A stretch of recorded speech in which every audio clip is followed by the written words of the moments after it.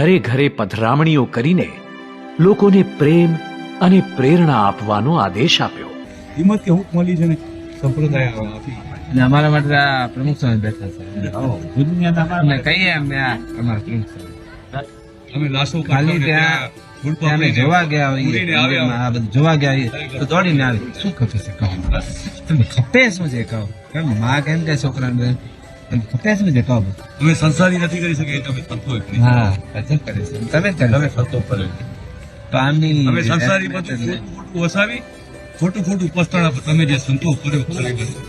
જે મોહન સાંઈ મહારાજ પધારેલા એ તો થોડા જ દિવસમાં આવી ગયેલા અને બધું જ મુલાકાત લીધી, બધાને બહુ બળ આપ્યું, બધી વાતો કરી ત્યાં આગળ. તમે બધા અહીંયા આવ્યા છો સ્વયંસેવકો, કોને પડી છે જો બધા કેટલાય કાંઈ બહુ તો દાન મોકલાવી દે આમ કરે એટલી, પણ અહીં આવીને આ રહેવું કરવું, કોઈ એક દિવસ ભાગી જાય આવીને બધા જોઈ કરીને ભાઈ ચાલો આપણું કામ નહીં, જે આપણે બાપાની આજ્ઞાથી બાપાના આશીર્વાદ રાજીપો લેવા માટે પડાવ નાખ્યો છે.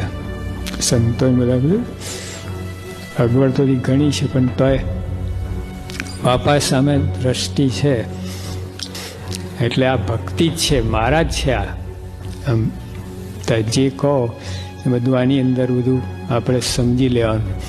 અમારે લગભગ દરરોજ રાતના 11 થી 12 ની વચ્ચે મિટિંગ થાય. જે સંતો હતા બધા અને જે સેવકો બધા 11 થી 12 ની વચ્ચે મિટિંગ થાય. એ બધી તૂટેલી રૂમ, કોઈ રૂમ હરખી હતી જ નહીં. અને અમે હતા ને ત્યારે પણ આફ્ટર શોક આવ્યા હતા. આફ્ટર શોક આવે આખું બિલ્ડિંગ હલે, બધા ભાગી ગયેલા, ફરી પડ્યું. કેમ કે 2-3 દિવસ સુધી તો આફ્ટર શોક ચાલ્યા જ બધા આમ, અને દોડીને ભાગી જાય બધા સંતો સ્વયંસેવકો, કંઈ નહીં થાય ભાઈ કંઈ નહીં. અને પાછું આખું હલે, પાછું આમ સેટ, એટલે બધું સેટ થતું હતું આખું. આપણે સાક્ષી છે કેટલા મહિનાઓ સુધી 11 પછી ફોન આવ્યા જ હોય બાપાના. અને આ બાજુ સ્વામી જ્યારે આપણને ફોન કરે એટલે બધાનો ઉત્સાહ લેવલ, આખા દિવસનો થાક ઉતરી જાય. અને જે કાંઈ નાના મોટા આપણને કંઈક પ્રસંગો બન્યા હોય બધું શમી જાય, શાંત થઈ જાય. અને અ ડીપલી સ્પિરિચ્યુઅલ એક્સપિરિયન્સ. અને અમે બધા જ ભેગા થઈ જઈએ આમ રોજનું, અને રોજ સ્વામીને રિપોર્ટ આપતા.